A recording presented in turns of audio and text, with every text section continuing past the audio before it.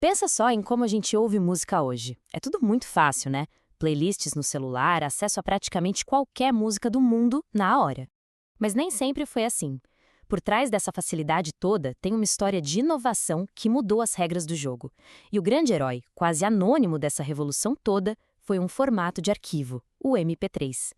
Mas, afinal, como é que a música conseguiu sair daqueles discos de plástico e pular direto para o nosso bolso? Para entender isso, a gente precisa voltar para uma época em que o áudio digital era um gigante pesado preso numa jaula.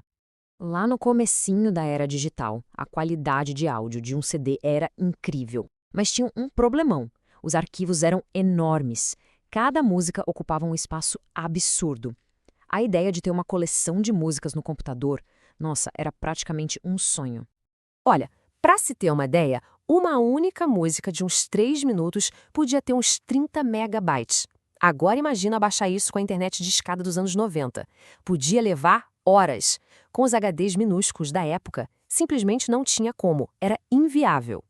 Pensa bem, um CD inteiro, com seus 700 megabytes, guardava no máximo umas 15 músicas. Imagina o trabalho para ter uma biblioteca de música pessoal. Era óbvio que alguma coisa muito radical precisava acontecer.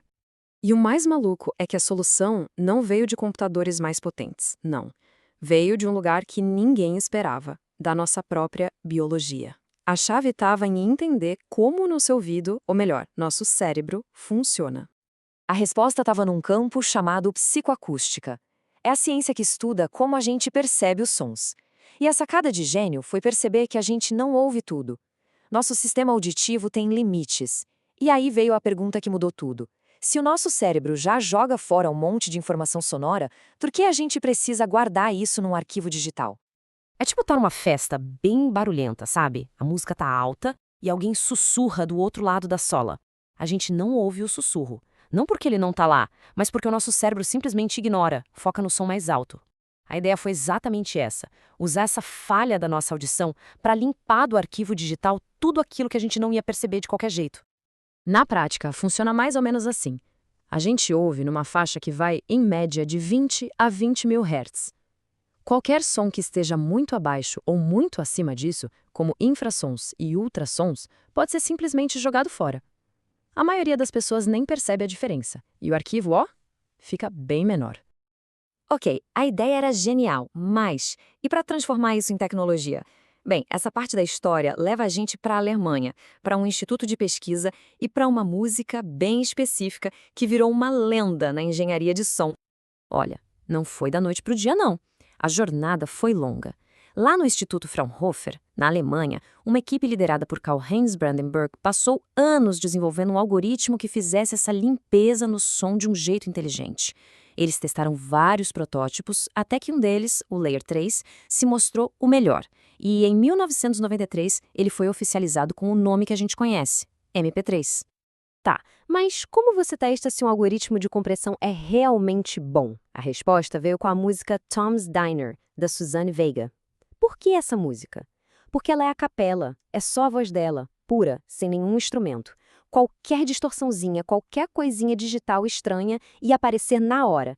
A voz dela foi o teste de fogo que ajudou a aperfeiçoar o MP3. Certo, então o formato estava pronto, testado, padronizado. E agora? Faltava o principal: chegar na mão das pessoas. E bem ali, no finalzinho dos anos 90, aconteceu uma espécie de tempestade perfeita. Uma combinação de tecnologias que catapultou o MP3 para o mundo todo. Várias peças se encaixaram. A internet discada, mesmo lenta, abriu a porta. Programas como o Winamp fizeram com que ouvir música no computador fosse algo legal, divertido.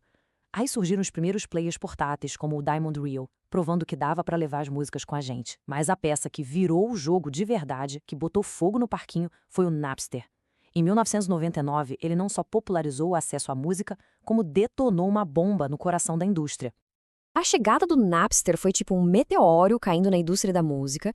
Eles não viram de onde veio. O modelo de negócio que funcionou por décadas simplesmente ruiu em questão de meses. Foi o pânico total e o começo de uma das maiores brigas da história da tecnologia. E a reação das gravadoras? Guerra total. Elas processaram as plataformas, processaram os fãs, processaram todo mundo. Só que já era tarde demais. A conveniência do MP3 era impossível de ignorar. As vendas de CDs despencaram e ficou muito claro que lutar contra a tecnologia era uma batalha perdida.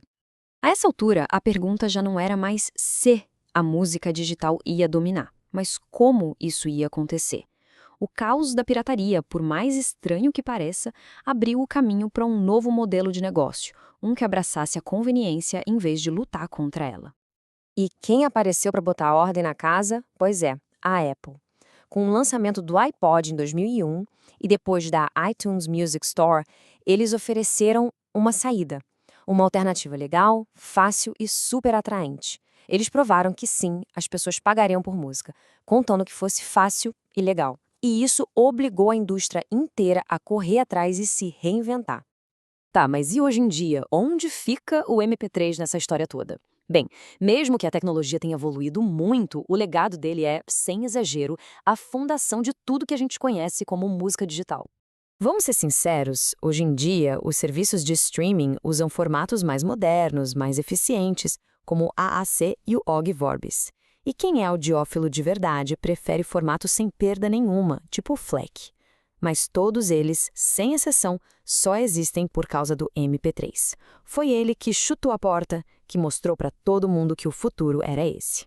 Então, para resumir o legado do MP3, foi ele que nos deu a portabilidade, que forçou uma indústria inteira a mudar, e, o mais importante de tudo, foi ele que abriu a estrada para a era do streaming que a gente vive hoje. Toda vez que a gente aperta o play, no fundo, a gente está ouvindo um eco daquela revolução que o MP3 começou. No fim das contas, a grande lição do MP3 é essa. A conveniência quase sempre ganha da perfeição técnica. A revolução só aconteceu porque o MP3 era bom o suficiente e absurdamente prático. E isso nos faz pensar, qual vai ser o próximo grande salto tecnológico na música e o que a gente vai estar disposto a abrir mão por ele?